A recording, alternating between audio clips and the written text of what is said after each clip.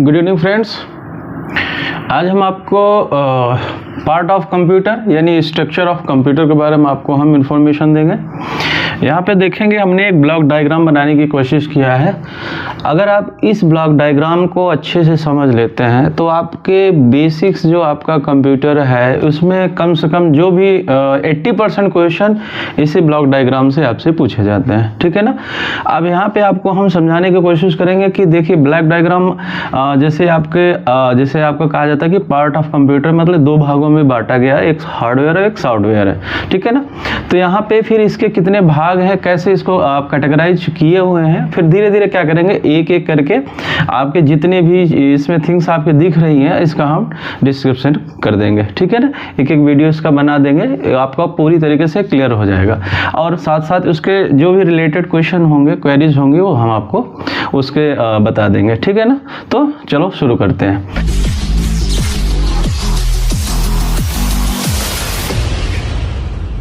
ठीक है, यहाँ पे देखेंगे सबसे पहले आपका आता है पार्ट ऑफ कंप्यूटर में हार्डवेयर, ठीक है ना।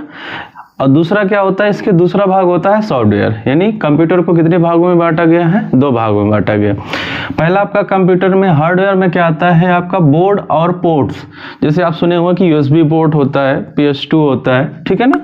तो बोर्ड होता है जिसमें आपका ये बोर्ड में ही आता है मदरबोर्ड। अब इसको मदरबोर्ड क्यों कहते हैं, क्या इसमें खासियत होती है, इसके लिए मैं आपके एक अलग से वीडियो इसी में आपका कैटेगराइज जब धीरे धीरे करके आपका वीडियो आएंगे तो आप उसमें आपको हम समझा देंगे, ठीक है।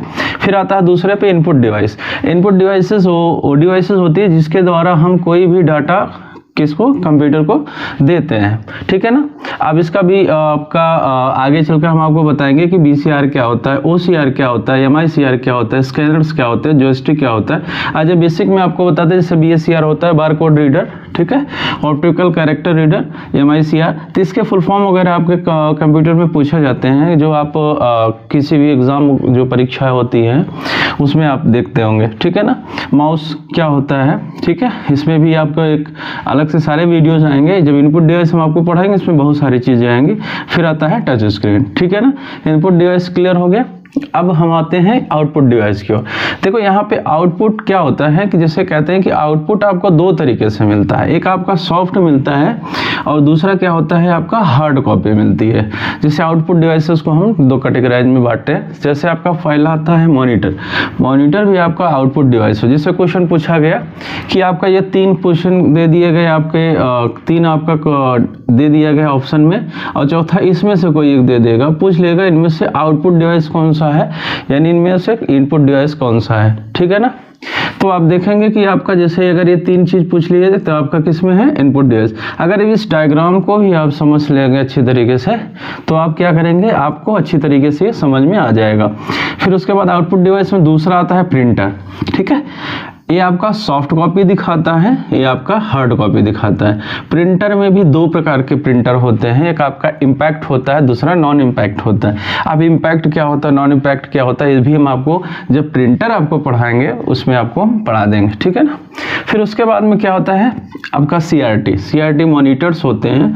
CRT क्या होती है, LCD क्या होता है, LED क्या होता है, प्रोजेक्टर क्या होता है। इसको जब हम आपका आउटपुट डिवाइस पढ़ाएंगे तो हम आपको इसका डिस्क्रिप्शन में आपको पूरा डिस्क्राइब कर देंगे, ठीक है ना। अब आता है आपका स्टोरेज डिवाइस। स्टोरेज डिवाइस में देखेंगे आपके यहाँ पे दो तरीके के स्टोरेज डिवाइस होती है।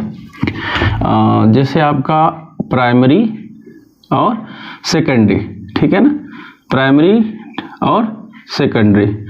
तो अब इसमें प्राइमरी में भी आपका देखेंगे रैम और रोम, ठीक है ना। इसमें भी बहुत सारी चीजें जैसे कहते हैं, अभी सुनेंगे आप वॉलेटाइल एंड नॉन वॉलेटाइल। तो ये सब आपके प्राइमरी और सेकेंडरी में होता है, परिवर्तनशील और अपरिवर्तनशील। सेकेंडरी मेमोरी में आप देखेंगे यहाँ पे फ्लॉपी डिस्क है, CD है, DVD है और PD है। PD फॉर एज ए प्रकार से पेन ड्राइव हम आपको यहाँ पे बताने चाहेंगे, और HDD for hard disk drive, ठीक है ना। अब देखो ये आपका अच्छा पांचवा जो यहाँ पे बचता है इसको हमने एक प्रकार से कैटेगराइज किया है पावर सप्लाई, क्योंकि ये भी एक कंप्यूटर का ही पार्ट है जिसमें आपका आता है SMPS switch mode power supply, ठीक है ना। ये आपका किस में आता है, पावर सप्लाई में आता है। यानी आपके कुल कितने भाग हो गए आपके कंप्यूटर के, यहाँ पे 5 भाग हो गए जो कि हार्डवेयर के थ्रू आते हैं। फिर अगला आपका आता है सॉफ्टवेयर। अब सॉफ्टवेयर में भी हमने आपको यहाँ पे 3 प्रकार की कैटेगरी में बांटा हुआ है, एक सिस्टम सॉफ्टवेयर, एप्लीकेशन सॉफ्टवेयर और यूटिलिटी सॉफ्टवेयर। अब सिस्टम सॉफ्टवेयर क्या होता है, सिस्टम सॉफ्टवेयर वैसे सॉफ्टवेयर होते हैं जो कंप्यूटर को ऑपरेट यानी कंप्यूटर ऑन करने में सहायक होते हैं। जैसे आपका हो गया विंडोज, लाइनक्स, यूनिक्स समथिंग हो गया, ठीक है ना। अब जब हम आपको सॉफ्टवेयर पढ़ाएंगे, सॉफ्टवेयर में सिस्टम सॉफ्टवेयर पढ़ाएंगे तो इसका पूरे अच्छे तरीके से हमका डिस्क्रिप्शन में आपको बता देंगे। फिर अगला है एप्लीकेशन सॉफ्टवेयर, ऐसे सॉफ्टवेयर जो किसी एप्लीकेशन को पूरा करते हैं। जैसे आपको रिज्यूम बनाना है तो आपको क्या करेंगे, आप वर्ड देखेंगे और उसके बाद अगर आप मान लीजिए डाटा शीट वगैरह बनानी तो आप एक्सेल का यूज करेंगे, ठीक है ना। अच्छा, उसके बाद थर्ड आता है यूटिलिटी सॉफ्टवेयर। ऐसे सॉफ्टवेयर जो किसी दूसरे सॉफ्टवेयर को बनाने में मदद करते हैं, ठीक है ना। जैसे आपका लैंग्वेजेस हो गया, जावा हो गया, HTML हो गया, वो आपको किस में आता है, यूटिलिटी सॉफ्टवेयर में, ठीक है ना। ये डायग्राम आपको समझ में आया। अब हम क्या करेंगे, एक एक करके, जैसे आपका नेक्स्ट क्लास क्या होगी, आपको हम बोर्ड और पोर्ट के बारे में आपका शुरुआत करेंगे, ठीक है ना। अगर ये आपको एक डायग्राम समझ में आया हो, ठीक है, या ना समझ में आया हो, को कहीं आपको ऐसा लगता है इसमें दिक्कत है, तो आप हमारे चैनल को लाइक शेयर करिए, सब्सक्राइब करिए और कमेंट बॉक्स में आप कमेंट पूछ सकते हैं, क्योंकि आने वाले जितनी भी वैकेंसी है उसमें मान के चलिए 2 से 4 क्वेश्चन वगैरह सब पूछे जाते हैं कंप्यूटर के। अब प्लस आपको अगर मान लीजिए कि आपको कोर्स भी करना है तो आपको कुछ नहीं करना है, केवल सर्टिफिकेशन आपको कराना होगा। उसके बाद आपके एग्जाम्स हो जाएंगे।